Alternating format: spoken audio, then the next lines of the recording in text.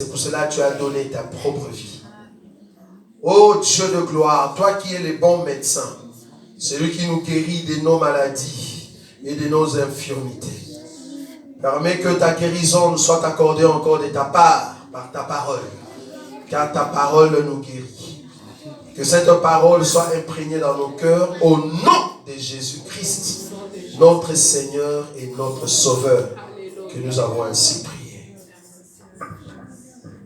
Amen. Amen. Nous acclamons le Seigneur.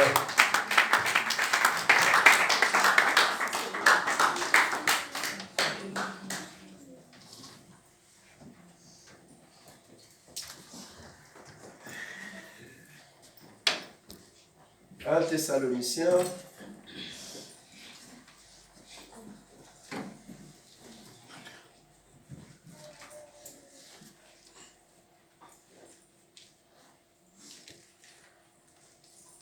Un Thessaloniciens. Nous allons prendre le chapitre.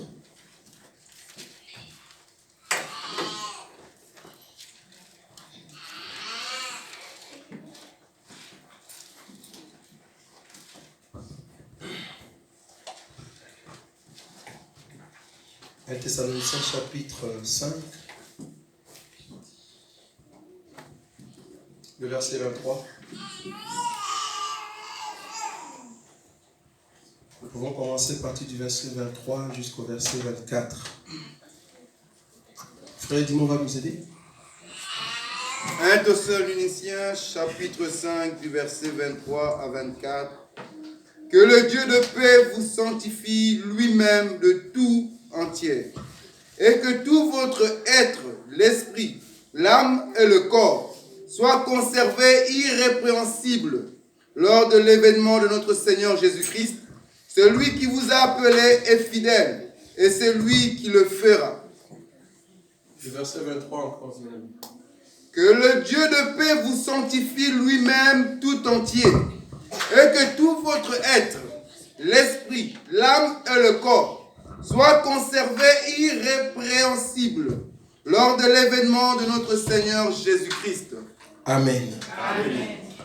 Ceci sera au fait notre écriture de base pour cet enseignement que nous avons intitulé Talita Kumi dans les alliances spirituelles. C'est très important. En fait, le but de cet enseignement, c'est de comprendre, de faire comprendre au peuple de Dieu que, étant en Christ Jésus, nous avons d'autres obligations afin d'exceller dans les choses spirituelles. Vous pouvez avoir les saluts, mais cependant, s'il y a des choses qui n'excellent pas, quelque part, il vous faut une dose en Christ Jésus. La dose en question, ça sera la prière. Vous allez remarquer que pendant tous ces temps de cet enseignement, nous aurons plus de temps dans la prière. Parce que nous avons compris que Pierre lui-même, avant de rencontrer le Saint-Esprit, il ne savait pas qu'il pouvait parler une langue qui vient de Libye. Jean, il ne savait pas qu'il pouvait parler une langue qui vient de l'Afrique. C'est pendant le jour où le Saint-Esprit l'a saisi.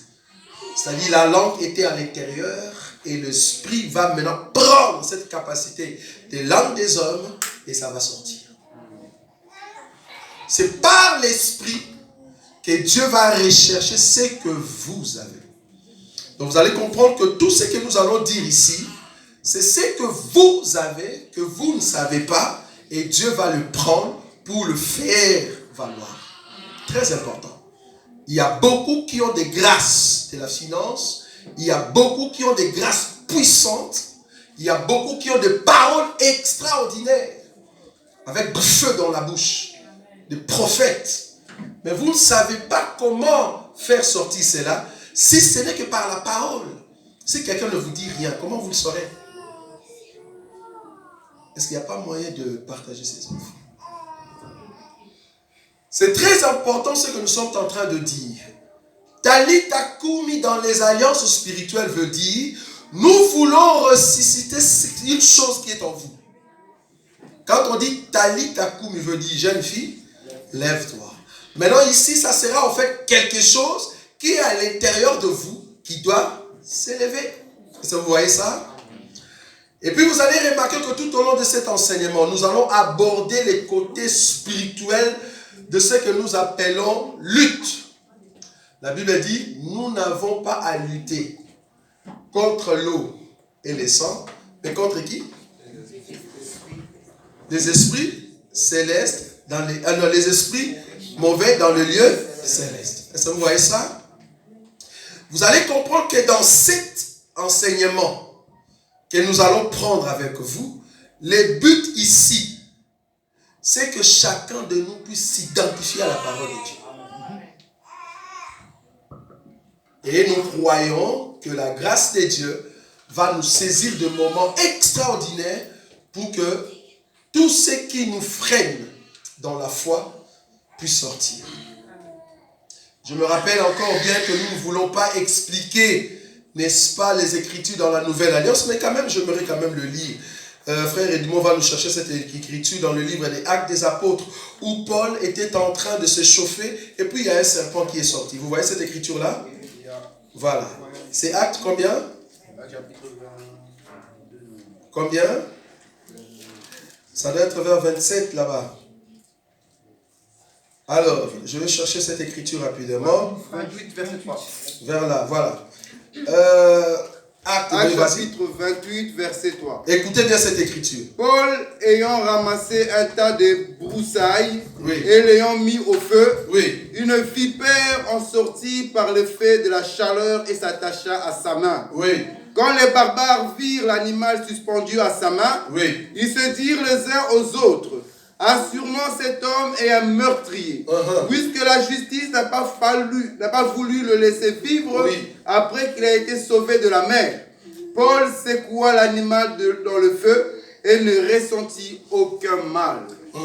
Ces gens s'attendaient à le voir enfler ou tomber mort subitement, mais après avoir longtemps attendu, voyant qu'il ne lui arrivait aucun mal, ils changèrent d'avis et dirent que c'était un Dieu. Amen. Amen. Amen. Ok. C'est ça en fait, le 2 versets clés que nous allons toucher. Remarquez, la Bible dit que Paul, il voulait s'échauffer. C'est-à-dire, il avait froid. Alors, il a besoin de la chaleur. Il va aller chercher du bois. Un tas de bois. Il ne savait pas que dans les bois, il y avait un serpent. C'est-à-dire, quand les bois étaient entassés, les serpents étaient dans les calmes, dans le repos. Je vous ai dit ici que nous n'aimons pas, en tout cas, interpréter la Nouvelle Alliance. Mais je vais donner cette illusion pour que vous ayez l'idée de cet enseignement. La Bible dit qu'il y avait un tas de bois et les serpents étaient à l'intérieur. Quand Paul est arrivé, les serpents étaient toujours à l'intérieur. Paul a pris le bois, les serpents étaient toujours à l'intérieur. Paul va marcher avec le bois, les serpents étaient toujours à l'intérieur. Je suis en train d'expliquer un enseignement très important. Très important. Donc, le bois marche avec la main de Paul. Mais le serpent est là. C'est-à-dire, le bois quitte un endroit pour aller quelque part, bien qu'il y a la marche, mais le serpent est toujours là. Et c'est Paul qui tient les serpents et le bois. Il marche avec. Ils arrivent au feu. On met le feu par la chaleur du feu que le serpent est sorti. Le serpent était à l'intérieur, sans le feu, il ne pouvait pas sortir. Mais quand il y a eu le feu, le serpent est sorti. Le but du serpent, c'était quoi? C'était de mordre le bois. Mais comme le bois, c'était sa maison, il était dans le repos. Je suis ici dans Matthieu, chapitre 12, 43. C'était sa demeure. Vous voyez ça? Maintenant, il faut que le feu le chasse de cette maison-là. Alors, quand ils ont mis le feu, le serpent est sorti. Or, Or, les serpents en sortant, ils cherchaient à mordre ces bois. Mais comme le bois a trouvé le refuge dans le feu, il faut que le poison du serpent entre dans un homme bien-aimé. Parce que le bois a trouvé le salut. Le bois n'est plus la demeure du serpent. Alors le serpent est furieux. Il doit mordre quelqu'un. C'est comme ça que le serpent va mordre Paul, qui n'est rien d'autre que l'image de notre Seigneur Jésus. Lui qui a porté cette morsure pour que le bois soit calme. Maintenant, vous allez remarquer que pendant cet enseignement, nous voulons faire sortir des serpents. Exact. Vous avez déjà vu des serpents sortir. Ça, vous n'avez jamais vu. Ce n'est pas notre force, c'est le feu. Comme il y aura du feu, je vous invite, si vous connaissez des gens qui souffrent, qui ont un problème spirituel, qui ont un problème de vision, qui ont un problème au niveau de leur psychologie, appelez-le dans ces moments de prière que nous allons entrer. Parce que nous croyons que quand le feu se lève, c'est là-bas que les serpents sortent. Amen. Et la Bible dit, les barbares qui étaient là, quand ils ont vu les serpents sortir, ils ont dit, non, cet homme, c'est un homme maudit. Ah, nous croyons que notre Seigneur, qui va faire sortir les serpents au milieu de nous, c'est lui qui était maudit à la croix. Parce que la Bible dit, maudit soit celui qui est pendu où? À la croix. Et nous voulons que le peuple soit libre. Or, Talita Koumi dans les alliances spirituelles va nous amener à ouvrir nos yeux. Quand je parle de ces choses, vous ne comprenez pas encore. Mais quand nous allons vivre, c'est là-bas que vous allez dire, qu'est-ce qui se passe? Parce que les barbares aussi ont dit ça. Waouh! Un serpent qui a mordu un homme. Cet homme, c'est un homme maudit. Mais quand ils ont vu que Paul n'est pas mort, au contraire, il continue avec santé. En d'autres termes, Jésus est ressuscité.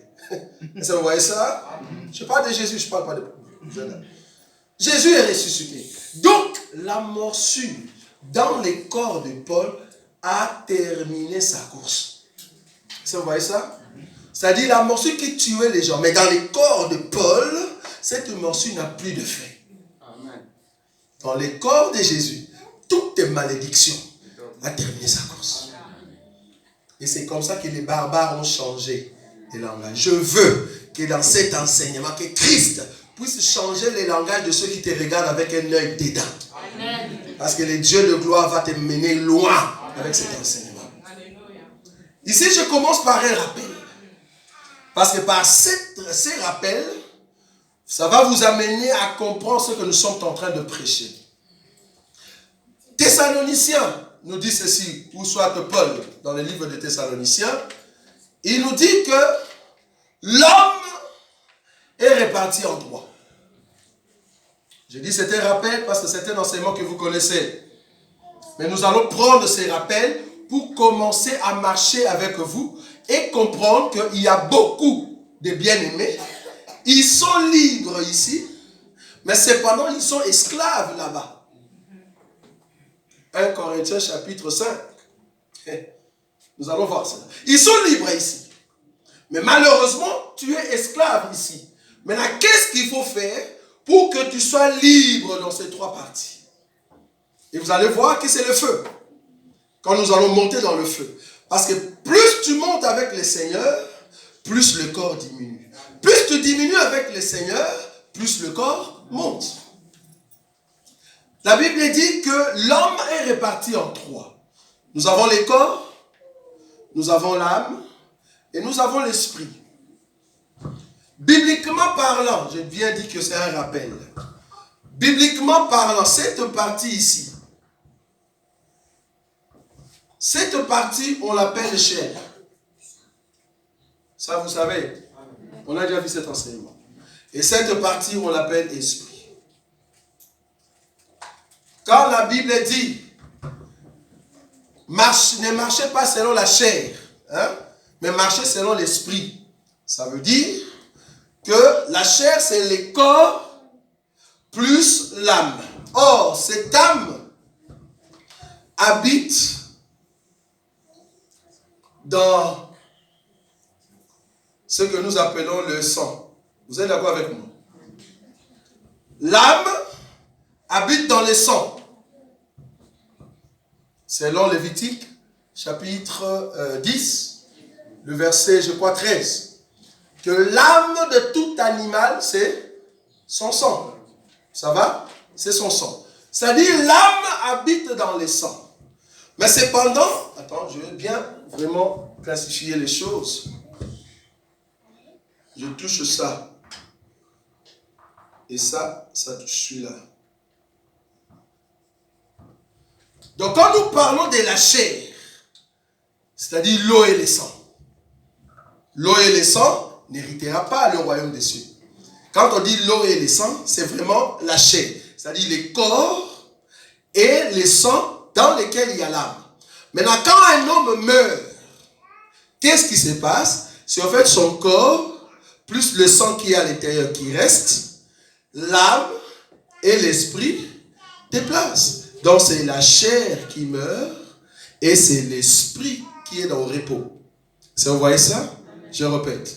Quand tu vois quelqu'un mourir, qui est dans un cercueil, cet homme en réalité c'est son corps qui dort et le sang qui est à l'intérieur qui n'est plus en mouvement. Parce que la chose qui fait que le sang soit en mouvement pour que tu ressentes quelque chose, c'est l'âme. Or, comme tu es mort, l'âme va sortir avec l'esprit, les sang et les corps restent dans ce cercueil. Et c'est cette partie qu'on va jeter sous la terre. Vous voyez ça? Maintenant, cette partie va attendre quoi? Va attendre ce que tu as fait par rapport à Satan et à Christ quand il était vivant. Quand tu étais vivant, c'est-à-dire tu avais les trois parties, ça dépend de ce que tu écoutais. Si tu écoutais le monde, quand ton corps et ton sang meurent, ton esprit et ton âme attendent en fait le jugement. Pourquoi? Parce que tu as été guidé par Satan. Mais si tu écoutais la parole de Dieu, qui est l'enseignement, quand ton corps meurt, ton âme et ton esprit attendent au fait le Seigneur, c'est-à-dire l'enlèvement. C'est-à-dire quand nous serons montés. Je ne sais pas si vous voyez la différence. Maintenant, ici, notre question ou notre enseignement va se situer à ces niveaux. Il y a d'autres qui écoutent la parole de Dieu, mais au lieu de le mettre en pratique, ils ne le mettent pas en pratique. Pourquoi? Parce que leur corps n'accepte pas totalement la parole de Dieu. Or, si tu n'acceptes pas totalement la parole de Dieu, au niveau de l'esprit, ce n'est pas Christ qui règne. C'est Satan. C'est pour cela, tes désirs sont plus forts. Tes désirs sont plus forts que l'âme. Et l'âme est plus fort que l'esprit. En d'autres termes, comme nous l'avions dit déjà, si j'ai besoin de mini-jupes ou de pantalons serrés, au lieu de regarder la parole, je dis non, je regarde le monde. Dans le monde, il y a la mode. Je vais prendre l'exemple ici, et c'est comme ça que je vais dire à mon âme, j'ai besoin de ces pantalons, j'ai besoin de cette jupe. Comme l'âme n'a pas la force, parce qu'il faut comprendre que c'est ici où se trouve le pouvoir. Pouvoir. C'est au niveau de l'esprit. Ici se trouve tout ce que nous appelons sentiment ou émotion. Émotion. Ça vous voyez, c'est là? Amen. Ici, c'est tout ce que nous avons comme désir. Très important. Un enseignement rappel, mais très important, ça va beaucoup nous aider. Regardez. Je désire une jupe. Je désire un pantalon. Je vais dans un magasin. J'entre. Mais ma vie, au niveau de l'esprit, n'est pas dirigée par Christ, mais c'est dirigée par Satan. Pourquoi? Parce que mes oreilles n'écoute pas trop la parole de Dieu, mais écoute trop les mondes. Alors quand je regarde le monde avec leurs pantalons, j'aime avec mes désirs. Alors j'exige à mon âme de prendre cela. Et l'âme va exiger à l'esprit. Quand les corps dominent l'âme et que l'âme domine le pouvoir, c'est-à-dire l'esprit, comprends que tu appartiens à Satan. Quand ton corps domine ton âme et que ton âme domine ton esprit, comprends que tu appartiens à Satan. C'est-à-dire tout ce que tu fais, tu le fais selon le monde. Ta vie à l'intérieur, c'est Satan qui règne. Mais par contre, j'entre dans un magasin. J'ai besoin de quelque chose. Je dis d'abord à la parole. Parole. Quelle est en fait l'attitude de ma personne par rapport à ses pantalons? Est-ce que c'est pudeur? C'est modestie? Est-ce que c'est descente? La parole va me dire, va essayer. Quand tu essayes, heureusement, ces gens nous ont mis des miroirs. Donc devant le miroir, tu dois te regarder. Tu regardes ce que ça. Si je sors, là tu es en train de demander à qui? Tu demandes à l'esprit. Esprit. Ça, ce n'est pas le Saint-Esprit. Vous êtes d'accord avec moi? Hein? C'est là-bas que tu reçois le pouvoir. Esprit, est-ce que je peux mettre ces pantalons? Si ton esprit est en communication avec Christ, qui n'est rien d'autre que l'enseignement, il va te dire non. Parce que c'est trop serré. Tu n'es pas pudeur, tu ne peux pas mettre ça. C'est comme ça que tu remets. Et tu vas prendre un pantalon normal. Un pantalon, pardon. Bon, les autres nous ont dit, est-ce que les sœurs peuvent mettre des pantalons? Nous disons oui. Mettez vos pantalons. Et quand vous achetez un pantalon, quand vous achetez une robe, quand vous achetez une jupe, prends les trois éléments. Pudeur, décence, modestie. Tu mets sur la table et tu mets ta jupe. Si tu vois que le 3 te dit oui, tu peux le mettre. Si les 3, il y a seulement un qui te dit non, laisse, ne prends pas. Est-ce que vous avez compris? Nous n'interdisons pas aux sœurs de porter les pantalons. Parce que nous attendons ces débats. Parce que d'autres nous disent non, les pantalons c'est pour les femmes. Il faut nous donner des écritures. Nous sommes très faibles devant les écritures. Nous n'avons pas vu une écriture qui défend que les femmes mettent des pantalons. Mais l'écriture qui nous est donnée, c'est décente, modestie et pudeur. Même au temps de Paul, les femmes qui mettaient des robes, c'était des robes sans pudeur. Mais c'était des robes. Mais des robes sans pudeur. Donc même aujourd'hui, tu peux mettre une robe, mais si la robe n'est pas pudeur, ne la mets pas. Tu peux mettre une jupe, si la jupe n'est pas pudeur, ne la mets pas. Pourquoi? Ce n'est pas pour toi. La Bible dit, si tu deviens scandale pour l'autre, tu es en train de pécher. Ce n'est pas pour toi. Si moi je deviens scandale pour mon frère, pour ma soeur, je pêche. C'est ce que la Bible dit. Donc, je vais prendre le pantalon et la jupe, je l'amène devant, au fait, le pouvoir, c'est-à-dire l'esprit, et je demande par rapport à l'enseignement si ça va ou pas. Si l'enseignement me dit c'est bon, je le mets. Je comprends que je ne suis pas dirigé par mon corps, mais je suis dirigé par mon esprit, et l'esprit est dirigé par Christ. Parce qu'il faut comprendre une chose, que Satan est le prince de ce monde. Le monde est sous la puissance du malin. Est-ce que vous voyez ça? Quand on dit sous la puissance du malin, veut dire Satan va mettre les choses qui sont à l'encontre de l'enseignement. Maintenant, tout enfant de Dieu qui aime le monde, tu es en train de te faire ami avec la femme de Satan. Parce que la femme de Satan, c'est le monde. Donc si tu aimes le monde, tu es ennemi de Dieu. Or, le monde avec sa convoitise va passer. Donc si tu suis le monde, si tu regardes le monde, quand je dis monde ici, ne vois pas la terre, cercle. Quand je dis monde, c'est Facebook. Voilà. Je viens là-bas. Peut-être je dis monde, bon, il dit monde, bon, cercle, planète. Monde veut dire Facebook. J'ai regardé sur Facebook, j'ai vu Rihanna. Des femmes qui sont possédées par de mauvais esprits. Ils ont besoin de la délivrance. Ils sont des filles de Satan. ils amènent leurs tenues, ils amènent leurs habits afin d'influencer le monde. Vous pensez que parce qu'elle est belle, mais remplie de mauvais esprits. Et c'est comme ça qu'ils vont vous influencer par leur mode. Parce que le monde ne fait que sortir de mode. Parce que Dieu n'est pas contre le vêtement, mais Dieu est contre la mode. Le vêtement n'a pas commencé aujourd'hui. Le premier tailleur qui a existé depuis les temps anciens, c'est notre Dieu. On nous a posé la question, mais quel est l'habit ou le vêtement que Dieu a fait à Adam et Ève? Nous avons répondu par rapport aux Écritures. Parce que nous étions là quand Dieu faisait cet habit-là. Parce que dans cet évangile, nous ne ratons pas les Écritures. Moi, j'étais là quand Dieu faisait cet habit-là. Parce que l'habit doit respecter pudeur, décence et modestie, bien aimé. Vous voyez ça? Donc, tout enfant de Dieu, quand tu marches sur la terre, tu dois penser à ça. Et c'est ici que nous allons entrer maintenant dans des batailles avec tous ceux qui ne connaissent pas la dimension spirituelle de Dieu. Remarquez, je commence. Je suis un homme. J'ai reçu le Seigneur Jésus. J'ai écouté la parole de Dieu. J'ai fait 10 ans dans les choses de Dieu. Mais il y a un problème au niveau de mon corps. C'est-à-dire, je suis malade.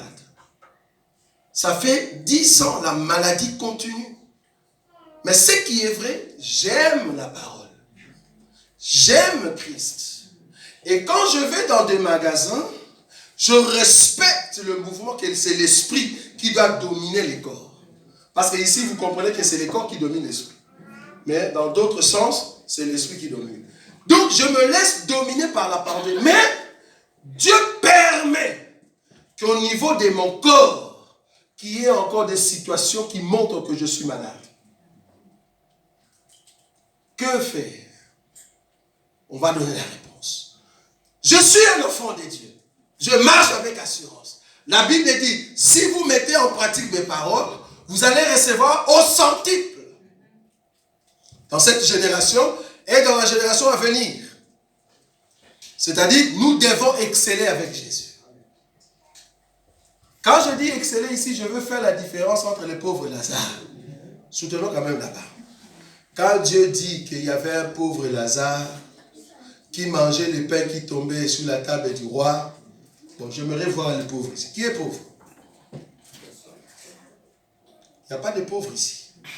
Quand on dit pauvre dans les Écritures, ici vous allez remarquer que nous n'allons pas monter, nous allons parler comme des frères, afin de vous aider de sortir pour atteindre le niveau voulu par Dieu. Très important. Le pauvre que la Bible appelle pauvre, c'est vraiment pauvre physiquement, qui ne peut pas avoir une chemise, il ne sait pas s'acheter même un pain. Parce que la Bible dit, il mangeait le miette de pain. Est-ce que vous voyez ça? C'est-à-dire qu'il n'avait pas la capacité d'acheter le morceau de pain. Mais vous avez cette grâce. Vous êtes d'accord avec moi? Maintenant, c'est dans cette dimension que nous sommes. Maintenant, si vous êtes dans cette dimension, la Bible dit que nous devons, en tout cas, atteindre jusqu'au centime la vie heureuse avec Jésus. Ok, gloire à Dieu. Mais malheureusement, j'écoute la parole de Dieu. Je suis soumis par rapport à Christ. Mais au niveau de mon corps, au niveau de ma vie physique, je n'excelle pas. Quel est le problème? Mais je prie. Ce sont des choses réelles. Nous sommes 3 dans la famille. Moi, je prie la vraie parole. Je suis dans l'enseignement. Je garde la parole. Mais nous 3, dans la famille, la première n'a pas épousé, n'est pas mariée. La deuxième n'est pas mariée. Moi aussi, ça traîne. Je ne sais pas trouver un homme. Mais qu'est-ce qui ne va pas? C'est ça le but de cet enseignement. Nous tous, nous sommes 3, voire même 5. On se marie bien dans la famille. Mais arrivé à 10 ans de mariage, il y a divorce. Tout le monde. Et il y a ce que nous appelons des réclamations. C'est là-bas qu'il faut dire non, ça ne va pas. Remarquez, le jour où Jésus entrait dans une ville, où il y avait une mère, une veuve, qui avait en fait un enfant, son fils qui était mort, le fils unique. Vous voyez cette écriture-là? Amen.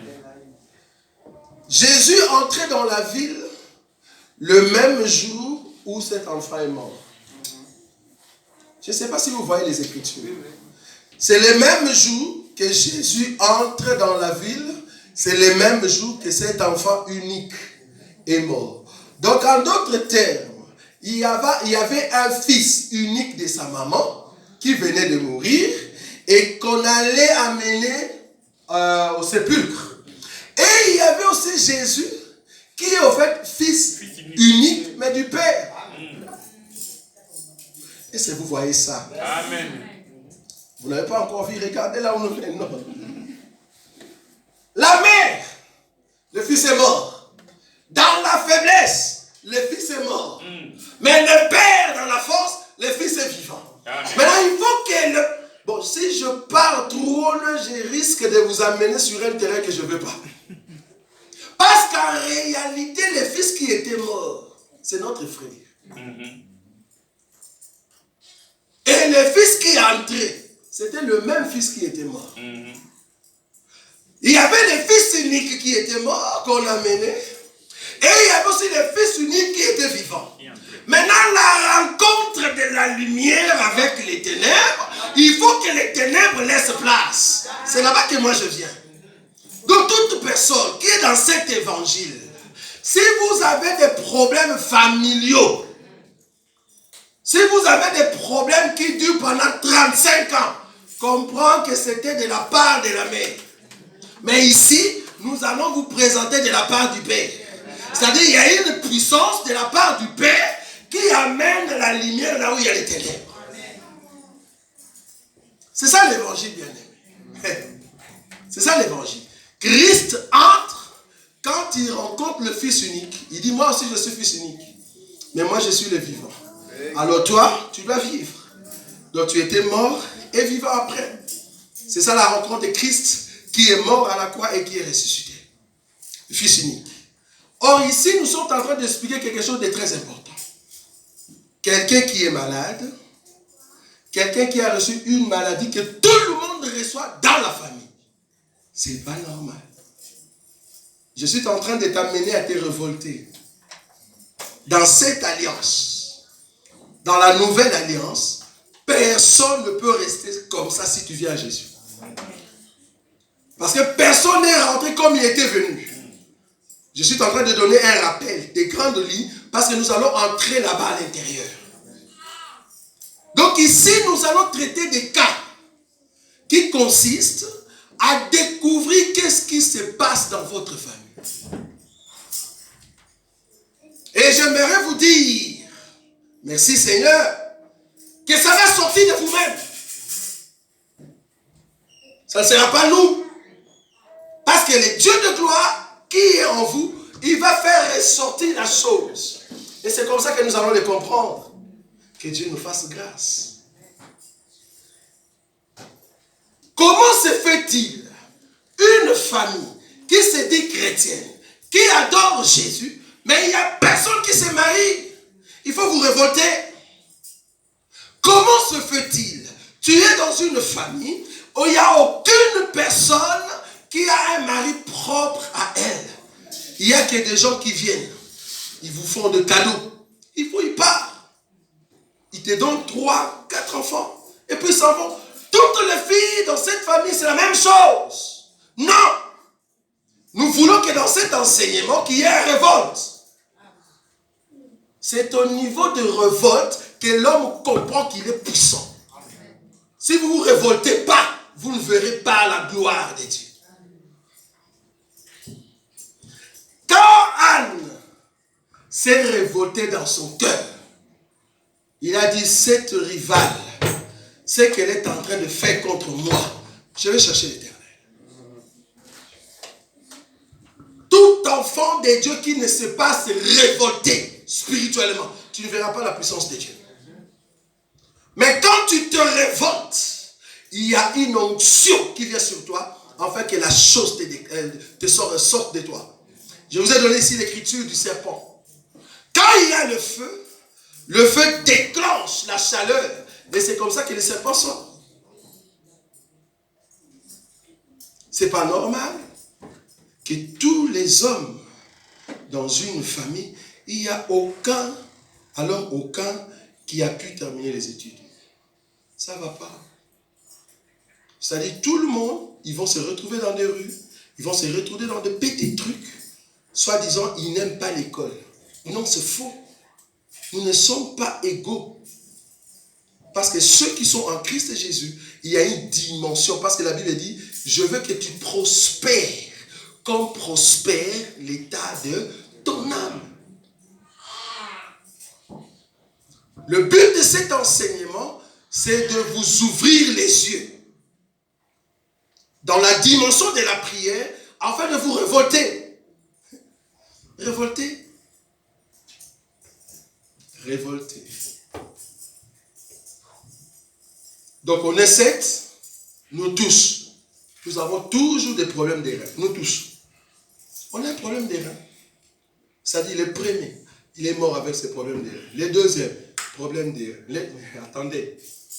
Nous ne sommes pas quand même une maison de gens qui meurent avec cette maladie. Mais quand tu te revoltes, tu dis non. C'est lui qui a créé tout organe. C'est lui que je sers. Alors aujourd'hui, stop. Quand tu te révoltes, c'est là-bas que le Seigneur vient. Mais quand il n'y a pas de révolte, Dieu te regarde.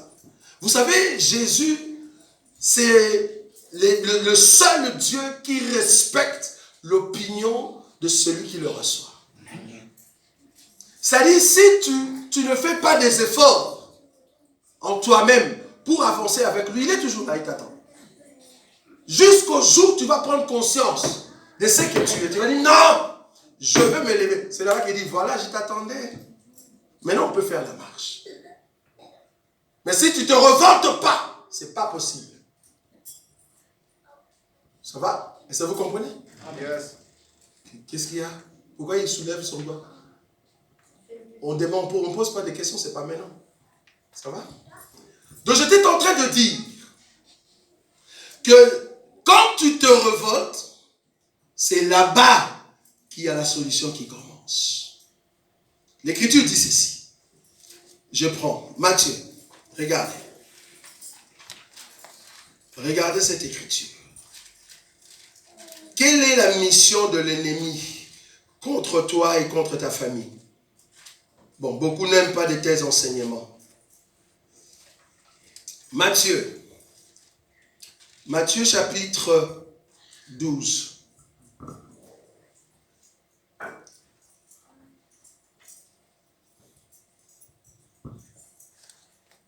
Je prends le verset 43. Parce que nous allons rentrer ici souvent. Lorsque l'esprit impur est sorti d'un homme. On n'a pas dit ici, lorsque l'esprit impur est sorti d'un chrétien. Non, on n'a pas dit ça.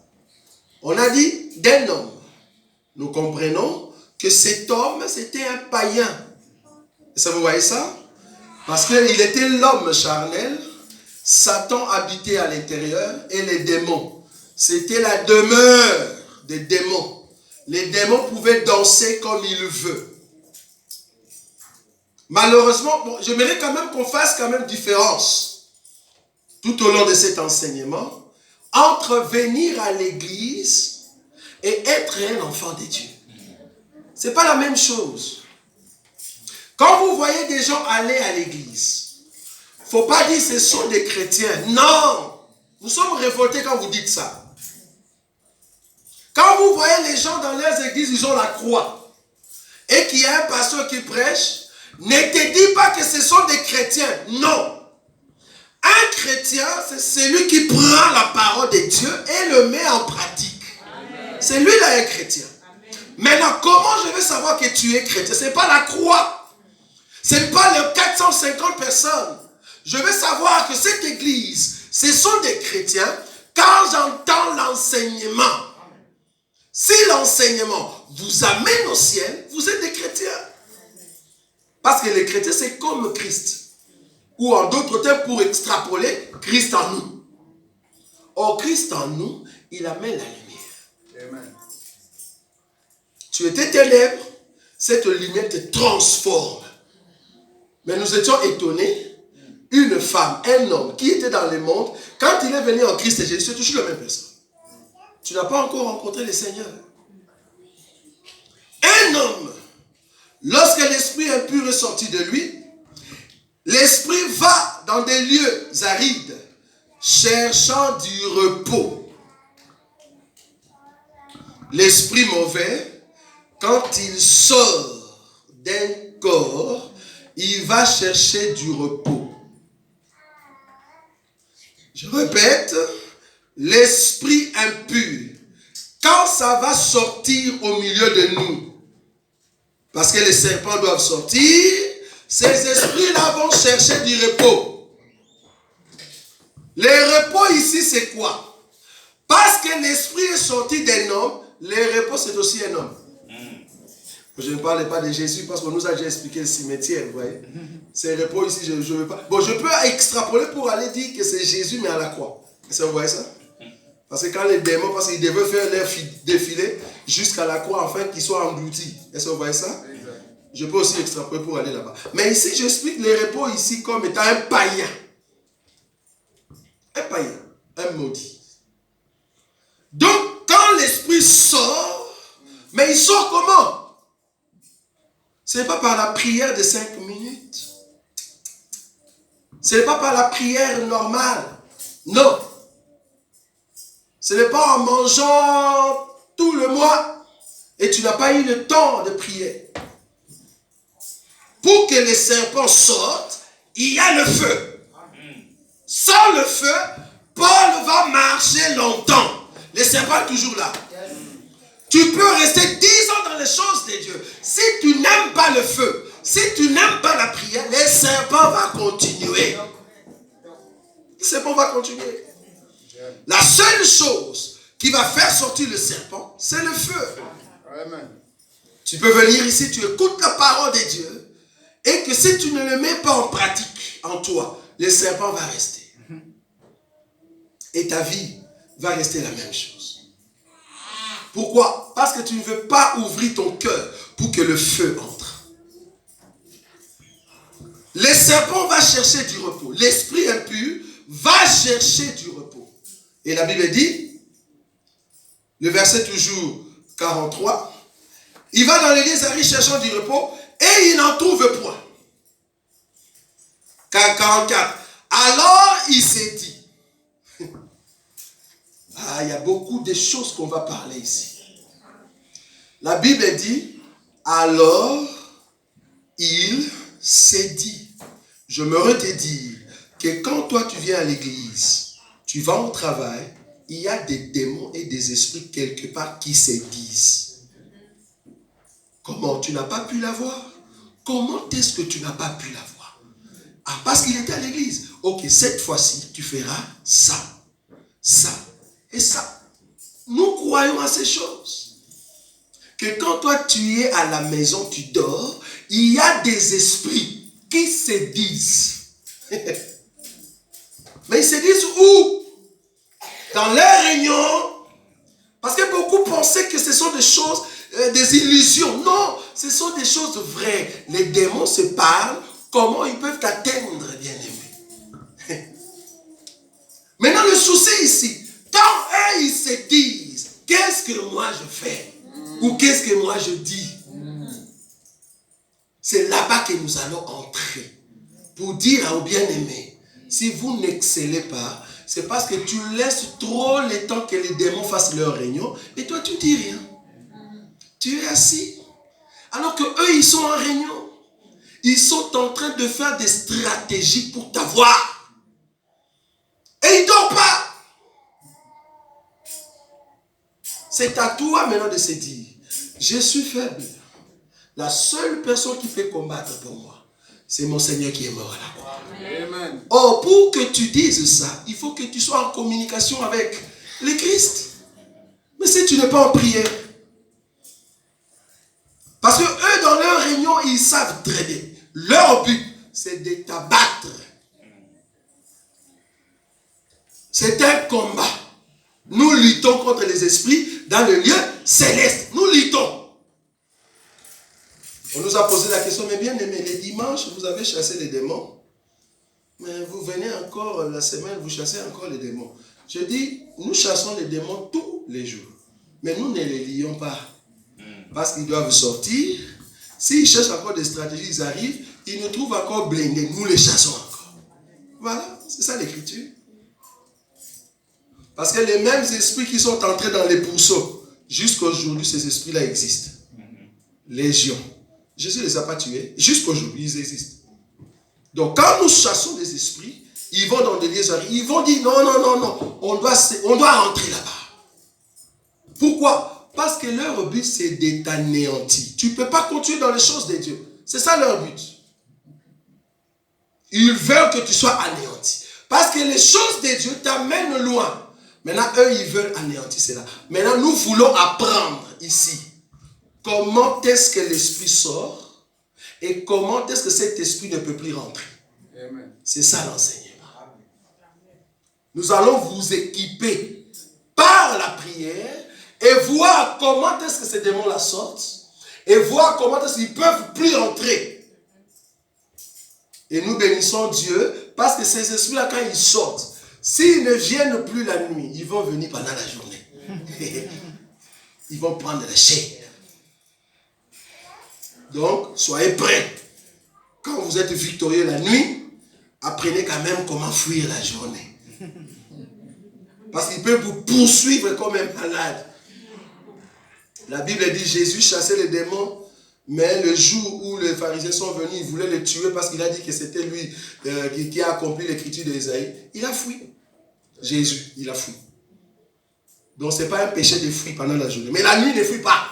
La nuit, il faut les affronter. Mais la journée, il ne faut pas te bagarrer, fuis calmement.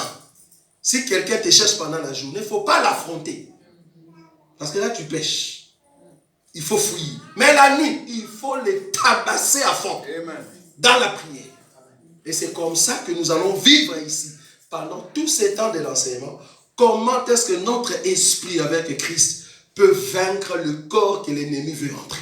Parce que la seule porte que l'ennemi peut utiliser, c'est ton corps. Amen. Amen. C'était juste pour vous préparer à cet enseignement que nous allons prendre tous ces temps. Nous allons aller petit à petit, aller toucher des domaines par domaine pour comprendre l'état de votre famille, l'état de ton intérieur, l'état de ton ami. Tu le comprendras avec cet enseignement. Amen. Amen. Seigneur Jésus, nous te disons merci. Tu es le Dieu qui nous connaît. Tu veux que nous puissions exceller dans les choses que tu nous as données. Bénis ton peuple. Prépare nos cœurs à vivre de grandes choses. À réaliser que tu es le roi des gloires. À comprendre que toute flèche qui peut venir de l'Orient, de l'Occident, du Sud, du Nord, ne peut pas nous atteindre parce que tu es la seule personne qui a accepté de recevoir ce flèche afin que nous soyons sauvés.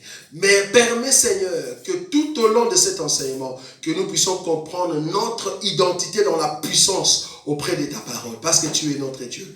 Bénis ton peuple, toi le Seigneur de gloire que nous élevons en ces lieux. En ton nom Jésus-Christ que nous avons ainsi prié. Amen. Amen.